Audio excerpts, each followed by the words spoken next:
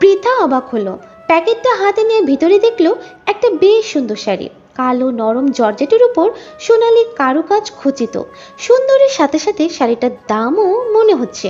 তবে এমন কোনো শাড়ি পৃথা তো নেয়নি বা নেওয়ার ইচ্ছাও প্রকাশ করেনি। পৃথা অবাক কণ্ঠেই বলল, আমার মানে আমি তো এই শাড়িটা কিনিনি।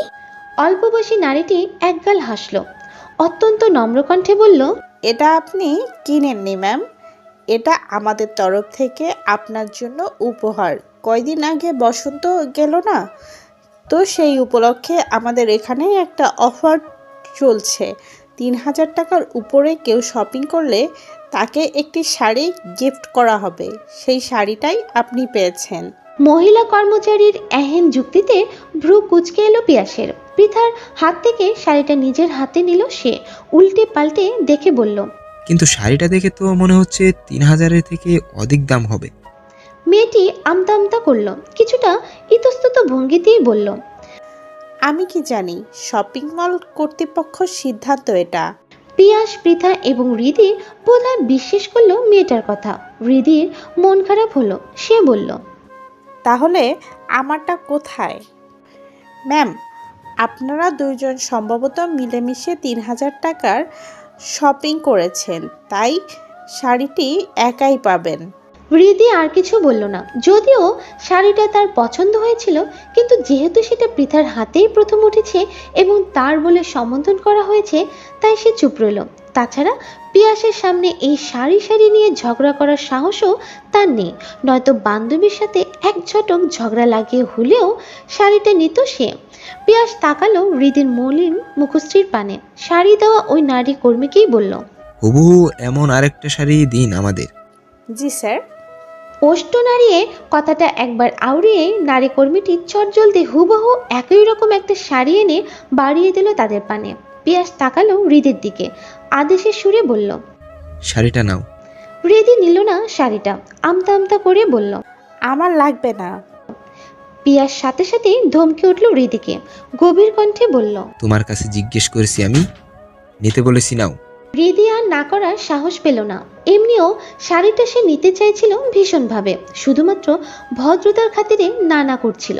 যাক, এর লোকের ধমকটা তো কোনো কাজে এলো তার। অন্তত ধমকের বদলতে একটা সুন্দর শাড়ি পেয়েছে সে। রাত বেড়েছে কিছুটা। চারদিক যদিও এখনো নীরব হয়ে ওঠেনি, তবে অন্ধকার গ্রাস করেছে বেশ ভালোভাবে। আকাশটাও বেশ মেঘলা। বিকালে অল্প বিস্তর শীতল হাওয়া উপস্থিতি পাওয়া গেলেও এখন টিপ টিপ বৃষ্টির আভাস পাওয়া যাচ্ছে। আবহাওয়া খারাপ থাকা শিকদার বাড়ির সবাই আজ তাড়াতাড়ি নিজেদের রাতের খাবারের পাট চুকিয়ে যার যার কক্ষের দ্বার দিয়েছে। পৃথার কক্ষে প্রবেশ করে বিছানার উপরে রাখা বিকালের শপিং মল থেকে পাওয়া শাড়িটা হাতে তুলে নিল। দুই পা ফেলে গিয়ে দাঁড়ালো ড্রেসিং টেবিলের সম্মুখে। শাড়িটা গায়ে ফেলে দেখতে লাগলো কেমন কেমন লাগছে তার। শাড়িটা ভারী পছন্দ হয়েছে মেয়েটার। ভাগ্যিস আজ শপিং মলে গিয়েছিল সে, নয়তো কত সুন্দর একটা শাড়ি মিস করে যেত। পৃথার শাড়িটা নিয়ে ব্যস্ততার মধ্যেই বিছানার উপরে ফেলে রাখা তার মোবাইলটা বেজে উঠল প্রবল ঝংকার তোলে। মেয়েটা বিরক্ত হলো। কে আবার এই সময় কল করেছে? পৃথা একরাশ বিরক্তি নিয়ে এগিয়ে এলো বিছানার পানে। মোবাইলের স্ক্রিনে জলজল করছে অপরিচিত নাম্বার। একবার রিসিভ করবে না ভেবেও কলটা রিসিভ করলো সে।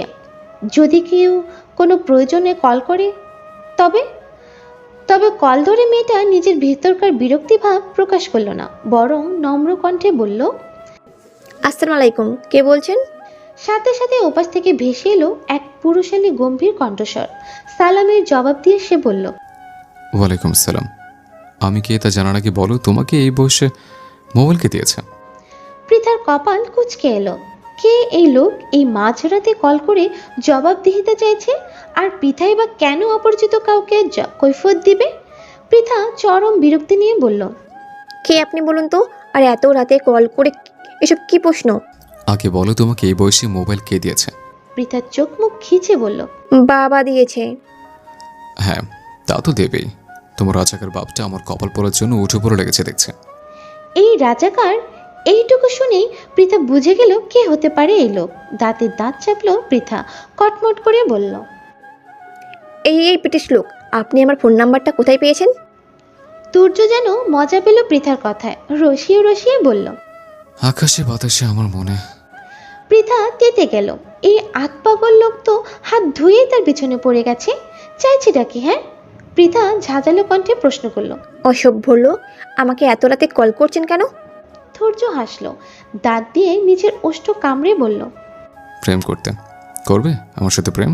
পৃথা মুখ বাঁকালো, ভেঙচি কেটে বলল। আপনার মতো ব্রিটিশ আতপাগল লোকের সাথে প্রেম করার সাথে কচু গাছের সাথে গলায় দড়ি দিয়ে কতক্ষণ টানাটানি করব, তাও ভালো। তুর্য ভ্রু কুচকালো, বেশ দৃঢ় কণ্ঠে বলল। কিন্তু প্রেম তো তোমার আমার সাথেই করতে হবে, আমি ছাড়া তোমার কোনো গতি নেই। পৃথা জ্বলে উঠল, গর্জানো কণ্ঠে বলল। একদম বাজে কথা বলবেন না ব্রিটিশ পুরুষ। রাত বিরাতে একটা মেয়েকে কল করে এমন নির্লজ্জ মার্কা কথা বলতে লজ্জা করছে না আপনার?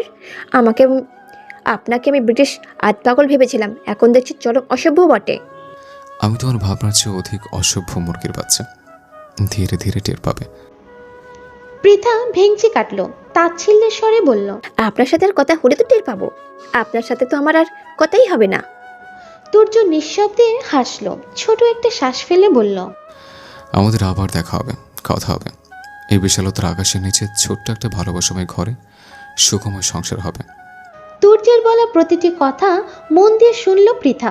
হৃদয়ে অদ্ভুত এক অনুভূতি করা নাড়ল সাথে সাথে। হৃদস্পন্দনও গাঢ় হয়ে উঠতে শুরু করেছে ধীরে ধীরে। তবে পরক্ষণেই বিভ্রান্ত হয়ে পড়ল মেয়েটা। এই পুরুষ কেন এত রাতে তাকে কল করে এসব প্রেমময় বাক্য আওড়াচ্ছে? এ পুরুষ এখনো তার নিকট অপরিচিত মানবের কাতারেই পড়ে। দুজন দুজনের সম্পর্কে তেমন কিছুই জানা হয়ে ওঠেনি এখনো। খুব বেশি দিন হয়নি তাদের দেখা হয়েছে। তারপর থেকে একে অপরের শত্রুতাকেই বরণ করে নিয়েছিল দুজন। হঠাৎ কি হলো? মাত্র ৩-৪টা দিন ধরে পরিবর্তন এলো এই পুরুষের ব্যবহারে। খুব করে ভালো ব্যবহার করছে পৃথার সাথে, আবার সময় অসময়ে প্রেমময় বাক্যবাণে কাবু করার চেষ্টা চালাচ্ছে মেয়েটাকে। তাছাড়া একটু আগে কিসব বলল? কথাগুলো শেষ লাইনে বেশ দৃঢ়তার সাথেই তো তুর্য নামক পুরুষটিকে তাকে জানান দিল। ভালোবাসাময় ঘরে সুখময় সংসার হবে। পৃথার ভ্রুযুগল কুঁচকে এলো। তাদের সংসার কিভাবে হবে, কেমন হবে? হুট করে এই অপরিচিত পুরুষের সাথে বিয়ে হবে তার? কোথা থেকে হুট করে উদয় হলো এই লোক? পৃথা কেমন হাঁসফাঁস করে উঠল, বিভ্রান্তপূর্ণ কণ্ঠে বলল। আমি রাখছি, আপনি আমাকে আর কল করবেন না, সাবধান। কথাটুকু বলেই মেয়েটা খট করে কেটে দিল কলটা। ধৈর্য হাসলো, মেয়েটাকে বিরক্ত ও বিভ্রান্ত করতে বেশ ভালোই লাগছে তার। তুর্য ভাবলো আবারও কল করবে পৃথাকে, আর একটু বিরক্ত করবে। কিন্তু তার আগেই হন্তদন্ত হয়ে কক্ষে প্রবেশ করলো আরুষ। ব্যস্ত কণ্ঠে বলল। স্যার, ওরা এসে গেছে। তুর্য পিছন ফিরে তাকালো, কপালে ভাঁজ ফেলে প্রশ্ন করলো। আরুষ তাড়াহুড়া শুরু করলো, হড়বড়িয়ে বলল। শাহিন মির্জা যে আমাদের হাতে বন্দী তা তার দলের লোকেরা জেনে গেছে ইতোমধ্যে। তার লেজ ধরে রাজশাহী পর্যন্ত পৌঁছে গেছে ওরা। মুহূর্তেই তুর্যের চোখ মুখ শক্ত হয়ে উঠল, গম্ভীর কণ্ঠে সে বলল। সিকিউরিটি বাড়িয়ে দেয়, যেটাকে যেখানে পাবি তুলে নেবে। একটা গাধার বাচ্চাও যেন রাজশাহীর মাটিতে পড়ে না থাকে। সুদীর্ঘ এক রাত গড়িয়ে সকালের দেখা মিলেছে। রাতের নিস্তব্ধতায় ঘেরা শহরটা আবার ব্যস্ত হয়ে পড়তে শুরু করেছে ধীরে ধীরে। তবে এই ব্যস্ততার মাঝে ভয়ঙ্কর রূপ ধারণ করে আজ হামলে পড়েছে কিছু ভয়ঙ্কর শ্রেণীর লোক সমাজ। সচরাচর রাজশাহীর এমন মফস্বল শহরে সন্ত্রাস কিংবা গোলাগুলির মতো ঘটনা দেখা যায় না তেমন। তবে আজ গুলি চলছে, তীব্র বেগে গুলি, চিৎকার, চেঁচামেচি এবং জনগণের বাঁচার হাহাকারের ধ্বনি শোনা যাচ্ছে চারিদিকে। আরুষকে দেখা যাচ্ছে সেই ভিড়পূর্ণ গোলাগুলির ময় স্থানে। কাউকে কল করে সে বলছে কিছু একটা। কিছুটা সময় অতিবাহিত হতে ভিড় ঠেলে বেরিয়ে এলো পরিপুষ্ট বলিষ্ঠ দেহী কিছু সংখ্যক লোক। তারা বেরিয়ে দুই দলে বিভক্ত হয়ে গেল। অর্ধেক লোক জনগণকে নিরাপদ দূরত্বে সরিয়ে নেওয়ার কাজে লেগে পড়ল এক মুহূর্ত ব্যয় না করে। তার আর বাকি অর্ধেক নিজেদের লোক সংরক্ষিত বন্দুক হাতে তুলে পাল্টা গুলি ছুড়ল দুর্বৃত্তদের উপর। তুর্য এতক্ষণ গাড়িতে বসে বসে অবলোকন করছিল আশেপাশের পরিস্থিতি। গতকাল রাতে সে বলেছিল এ দুরাত্মা গাথার বাচ্চা গুলোকে তুলে নিতে, কিন্তু আহাম্মকগুলো তো পারেনি। ফলস্বরূপ আজ এই গোলাগুলি। শুধু শুধুই সাধারণ জনগণের উপর এই ভোগান্তি নেমে এলো। গোলাগুলির একটাকে দিয়েও যদি কোনো কাজ হয়। তুর্য বিরক্ত হলো ভীষণ। একটু ঝুঁকে পায়ের গোড়ালির কাছ থেকে বের করে আনলো লুকায়িত একখানা বন্দুক। মুখে কালো মাস্ক চাপিয়ে সে বেরিয়ে এলো গাড়ি থেকে। দুর্বৃত্তদের নিশানা করে পরপর দুটি গুলি ছুড়ল। একটা গিয়ে লাগলো একজনের ডান পায়ে এবং অন্যটা অন্য একজনের হাতে। তুর্য আরেকটা গুলি ছুটতে উদ্যত হতেই পাশ থেকে শোনা গেল অতি পরিচিত কণ্ঠের চিৎকারের ধ্বনি। ছেলেটা কিছুটা চমকালো। পাশ ফিরতেই আবিষ্কার করলো পৃথাকে। মেয়েটা কেমন বড় বড় চোখ করে তাকিয়ে আছে তার পানে। পরনে কলেজের পোশাক আর পিঠে ব্যাগ। মেয়েটা বোধহয় কলেজে যাচ্ছিল। তুর্য বিচলিত হলো। হাতে ধরে রাখা বন্দুকটা লুকিয়ে ফেললো প্যান্টের আড়ালে। পৃথা ভীত হলো বেজায়। এমন কোনো পরিস্থিতিতে এর আগে সে পড়েনি কখনো। এই যে সত্যিকারের বন্ধু, তাও সে আগে দেখেনি কখনো। তাই তো হুট করে সম্মুখে এত গোলাগুলি, রক্তপাত, আহত, চিৎকার চেঁচামেচি, লোকজনের ছুটোছুটি দেখে ভীত হয়ে পড়েছে মেয়েটা। তার উপর আবার তার সম্মুখে দাঁড়িয়ে একটা লোক গুলি চালাচ্ছে কি দক্ষতার সাথে। পৃথার ভীতির মধ্যেই সে লক্ষ্য করলো তার সম্মুখে দাঁড়ানো এতক্ষণের গুলি চালানো লোকটা এগিয়ে আসছে তার পানে। মেয়েটা ভীত হলো আরো। লোকটা তার পানে কেন যাচ্ছে? তাকে গুলি চালাতে দেখে ফেলেছে বলে কি মেরে দিতে হবে এখন? দিতেও পারে, এদের বিশ্বাস নেই কোনো। পৃথা ভয়ে 2 পা পিছিয়ে গেল। কম্পিত কণ্ঠে বলল, আমাকে মারবেন না প্লিজ, আমার এখনও বিয়ে করা বাকি। আমি মরে গেলে আমার জামাইটা বিয়ের আগেই তো বিধবা হয়ে যাবে। পৃথার কথায় ভ্রু কুচকালো তুর্য। মেয়েটা আবল তাবল এসব কি বলছে? মাথা ঠিক আছে তো? তুর্য আরো তড়িঘড়ি করে এগিয়ে গেল পৃথার পানে। পৃথার হাঁটু কাঁপলো ভয়ে। এমনি মাথা ঠিক নেই তার। মৃত্যু ভয়ে কি থেকে কি বলেছে সে নিজেও জানে না। নয়তো সজ্ঞানে থাকলে এমন পরিস্থিতিতে এমন উদ্ভট কথাবার্তা অন্তত তার মুখ দিয়ে বেরোতো না। পৃথা নিজের প্রাণ বাঁচাতে পালাতে চাইল, কিন্তু পারল না। তার আগেই তাকে ধরে ফেলল তুর্য। পৃথার কলিজা কাঁপল। তার ভাবনা মতে মৃত্যু সম্মুখে এসে দাঁড়িয়েছে তার। না, আর পারল না। মস্তিষ্কে অতিরিক্ত ভয়, চাপ এবং চিন্তায় মেয়েটা জ্ঞান হারাতে সময় নিল না বেশিক্ষণ। ঢলে পড়ল তুর্যের বক্ষে। তুর্য অস্থির হলো। হৃদয়ে ঝড় উঠল।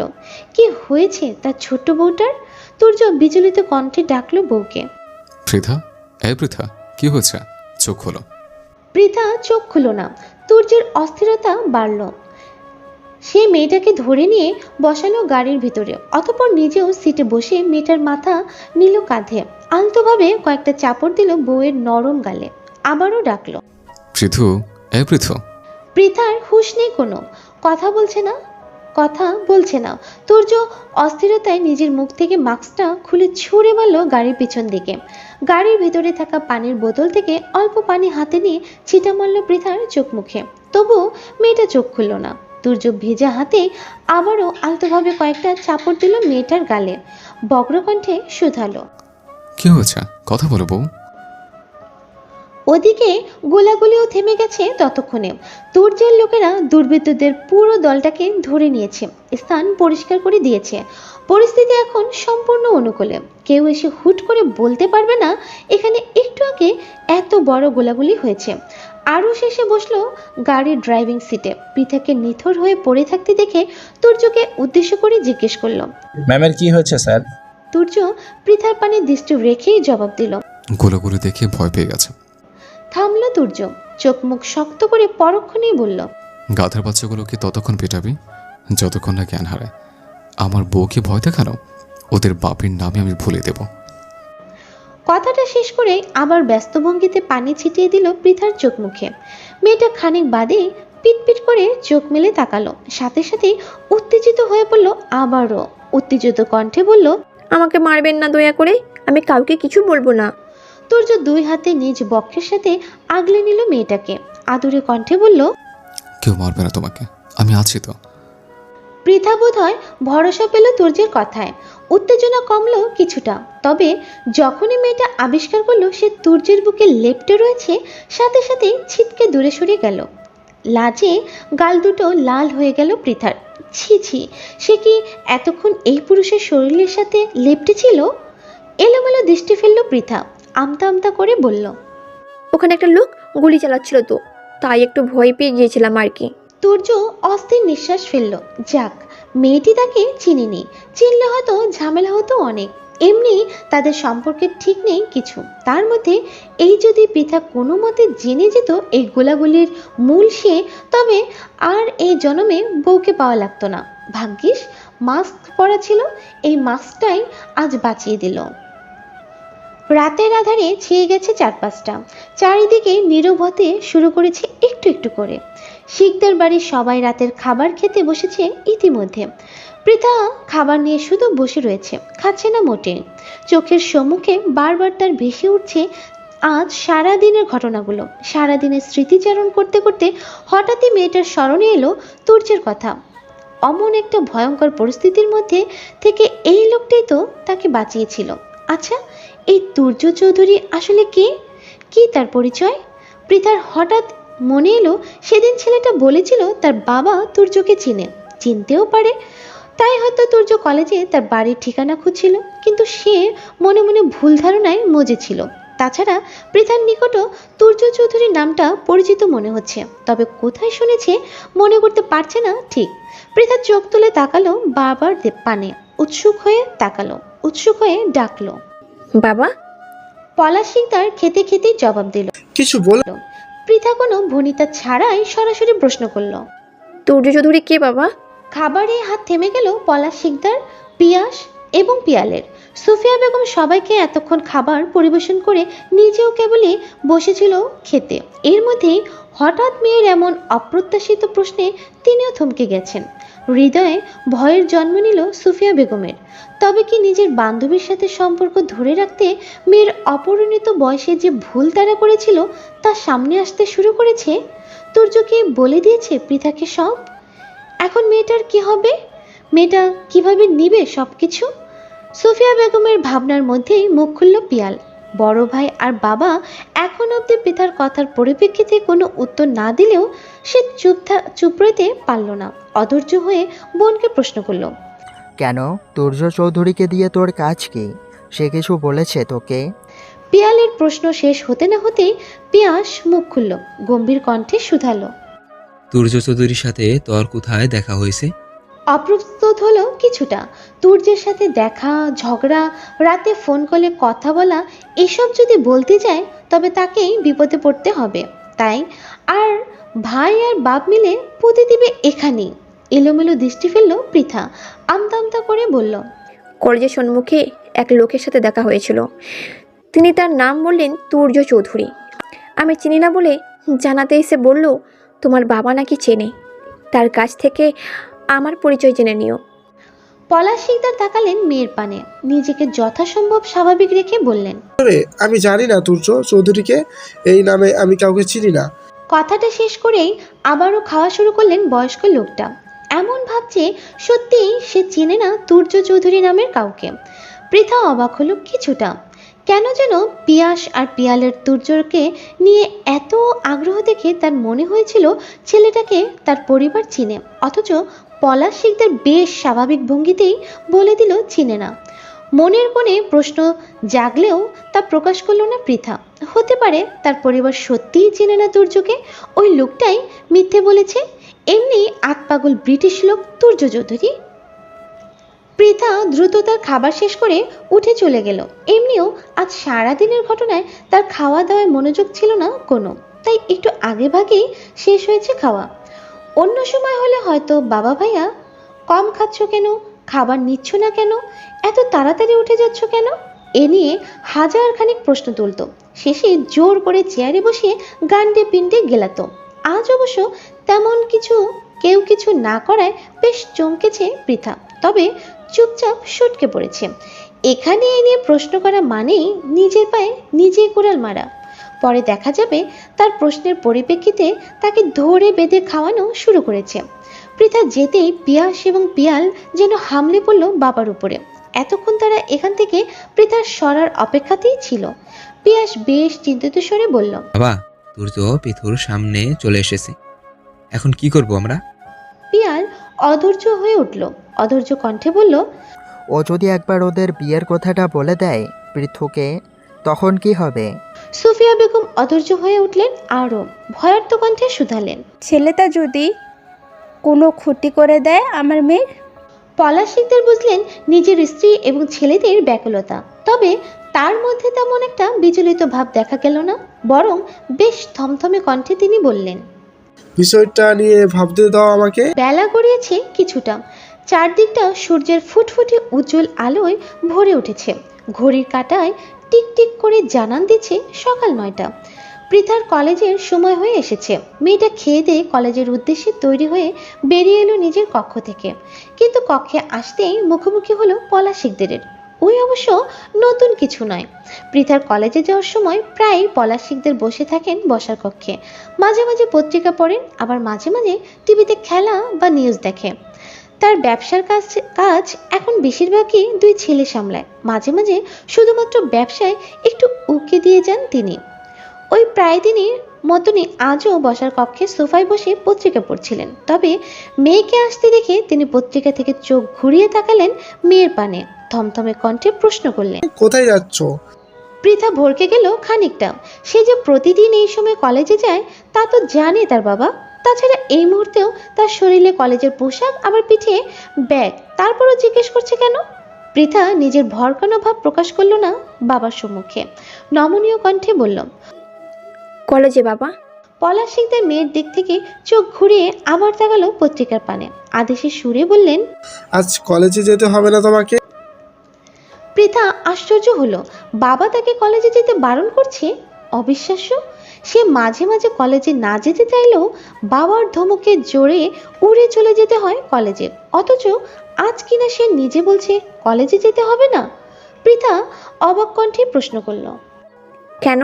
আমি বলছি তাই। পৃথাও আর কথা বাড়ালো না। বাবা যখন একবার কলেজে যেতে বারণ করেছে সে যাবে না। এমনিতেও কলেজে যেতে হবে না শুনে বেশ খুশি হয়েছে মেয়েটা। রোজ রোজ কলেজে যেতে হবে না তার, শুধুমাত্র বাপ ভাইয়ের ভয়ে যেতে হয়। আজ যাক, তাও বাবা বারণ করেছে। পৃথা বাবার সম্মুখ থেকে কেটে পড়ল দ্রুত। বাবার যদি আবার মত বদলে যায়? না না, বাবার মত বদলানোর আগেই ঘরে গিয়ে কলেজের পোশাক পাল্টে ফেলতে হবে। প্রায় ঘন্টাখানেক পৃথার কলেজের সম্মুখে দাঁড়িয়ে অপেক্ষা করলো তুর্য। কত মেয়ে এলো গেল, অথচ তার বউয়ের দেখা নেই। বাড়ির সম্মুখে আরুষকে দাঁড় করিয়ে রেখেছিল, যে যখনই পৃথা এখান থেকে যাবে তাকে খবর দিতে। আরুষ রাস্তায় দেখা পায়নি মেয়েটার। তারা ভাবছিল আজ হয়তো আরুষ রাস্তার পাশে দাঁড়ানোর আগেই পৃথা কলেজে চলে গেছে, তাই দুজন মিলে চলে এলো সোজা কলেজে। অথচ এখানেও মেয়েটার খোঁজ নেই কোনো। পৃথাদের ক্লাসও শুরু হয়ে গেছে ইতিমধ্যে। তবে কি ফাঁকিবাজ মেয়েটা কলেজে আসেনি? হয়তো আসেনি। তুর্যের মেজাজ গরম হলো। সেই সকাল থেকে একটাবার বউয়ের মুখটা দর্শনের জন্য হাপিত্তেস করে মরছে, আর মেয়েটা কলেজে এলো না। তুর্যের রাগ লাগলো, ইচ্ছে হলো বউকে যদি ঠাটিয়ে একটা চড় মেরে গাল লাল করে দিত। তবে পরক্ষণেই নিজের চোখ মুখ শক্ত হয়ে উঠল তুর্যের। ক্ষিপ্ত দৃষ্টিতে সে তাকালো নিজের হাতের পানে। ঠাটিয়ে চর সে কাকে মারবে? তার বউকে? একবার না জেনে থাপ্পড় মেরে দিয়েছিল বলে কি সে আবার থাপ্পড় মারবে? এই পৃথিবীতে তুর্যের বাচ্চা বউকে মারার অধিকার সে কাউকে দেয়নি, এমনকি নিজের হাতকেও না।